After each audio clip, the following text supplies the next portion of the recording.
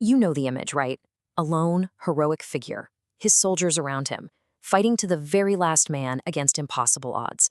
That's Custer's last stand. It's one of the most powerful legends in American history. But what if I told you that the story we all think we know is mostly wrong? Okay, let's really get into this. We are going to challenge that romantic legend, and we're going to do it with cold, hard evidence. We're talking about thousands of artifacts that were literally pulled from the soil of the battlefield, and they tell a completely different story, one of chaos, a command that fell apart, and a really, really flawed plan from the get-go. So, first things first, let's establish the myth. This is the story that absolutely captivated a nation. It's a tale of incredible heroism in the face of what seemed like certain death. Now, make no mistake, on June 25, 1876, the battle itself was a massive, crushing defeat for the U.S. 7th Cavalry. An alliance of Lakota, Northern Cheyenne, and Arapaho forces, led by legendary figures like Crazy Horse and Chief Gall, won a total and decisive victory. For Custer's command, it wasn't just a defeat, it was complete annihilation. You have to remember, news of what was immediately called the Custer Massacre hit the United States right as it was celebrating its 100th birthday. The shock was just profound. And almost overnight, this narrative was born. Custer and his men, trapped and outnumbered, making a glorious, organized, final stand on some lonely hill. But here's where the legend starts to crumble. If you look at Custer's actual strategy leading up to those final moments, the evidence shows his plan wasn't just risky, it was deeply controversial. And this is Custer in his own words, written before the battle. His goal wasn't just to fight the warriors. No, a key part of his strategy, his go-to move, was to capture non-combatants. We're talking women and children, to use as hostages to force a surrender. So his whole plan hinged on this three-pronged surprise attack. The idea was to hit the village, cause panic, and most importantly, grab human shields. This wasn't a new playbook for him. He'd done it before successfully at the Battle of the Washita River. But here at the Little Bighorn, the sheer size of the village and the fierce resistance they met turned that strategy into an absolute catastrophe. For more than a century, that heroic myth was pretty much all anyone had.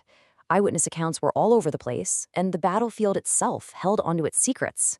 But then, in 1983, a complete accident, an act of nature, changed everything. A massive wildfire just swept across the battlefield. It burned away all the dense grass and tough brush that had hidden the real evidence for 107 years.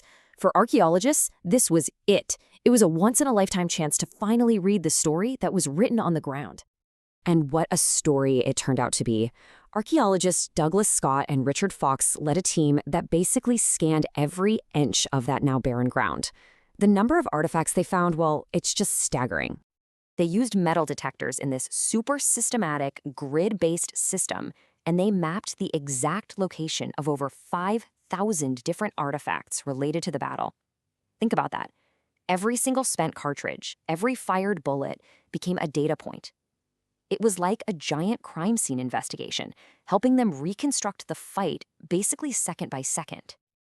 And with all this data, suddenly they had a forensic map of the entire battle.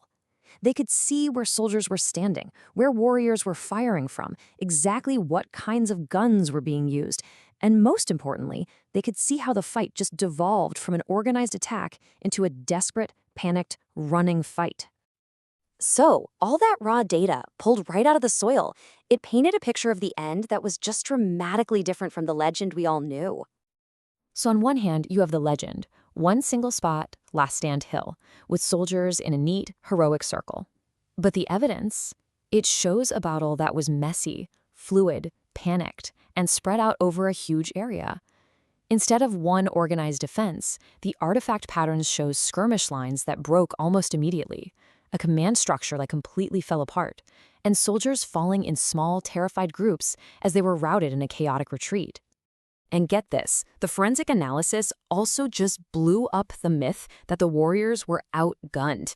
They had at least 41 different types of firearms, including a whole bunch of Henry and Winchester repeating rifles. Just imagine the rate of fire from those things. It would have been absolutely terrifying and completely overwhelming for soldiers armed with single-shot carbines. So the cavalry tried to set up these traditional skirmish lines to defend themselves, but you can see from the clusters of spent cartridges that those lines just didn't hold. They were flanked, they were overrun, and it led to a complete tactical collapse that Custer's command simply could not recover from. Now, this new evidence-based understanding didn't just end up in history books. It fundamentally changed how we remember the battle and who we remember at the site itself. For well over a century, the only major monument on that field was this big marble obelisk from 1881. It listed the names of the U.S. soldiers, it served as a mass grave, and it presented a very singular, one-sided memory of what happened. But as our understanding of the battle got more complete, a movement started to grow to create a more inclusive way to remember it. In 1991, the name of the site was officially changed from Custer Battlefield to Little Bighorn Battlefield National Monument, and plans for a new memorial got underway. Today, the Indian Memorial stands right near that original obelisk. Its beautiful circular design honors the warriors who fought to defend their families and their way of life. It creates a space for reflection on the battle from all perspectives, under this really powerful theme of peace through unity.